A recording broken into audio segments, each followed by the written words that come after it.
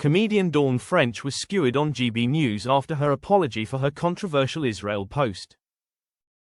Dawn French was skewered on GB News after she issued an apology for sparking backlash with a controversial post about the October 7th attacks.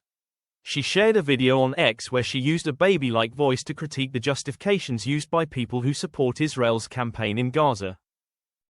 In the video, she said, "Complicated, no, but nuanced. But the bottom line is no," as she used a baby voice to mock pro-Israel arguments.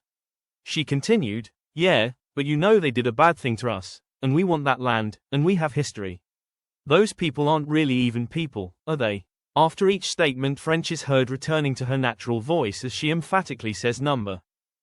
She issued an apology hours later, but 3 comedians on GB News have called her out for the statement, saying she either needed to stand by what she said or not say it at all.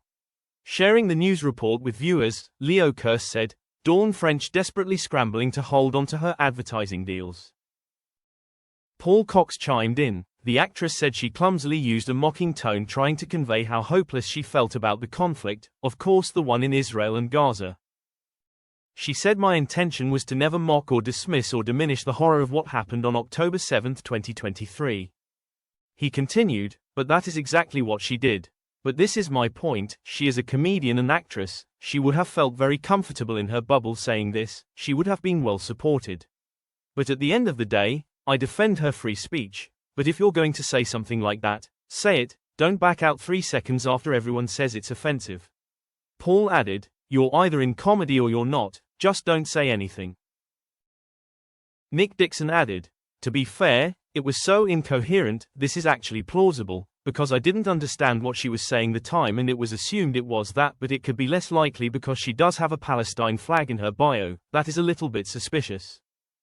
Paul replied, "She is a great British comedian, fat's not going to change my mind on that, but shush is mental, don't get involved, you don't need to."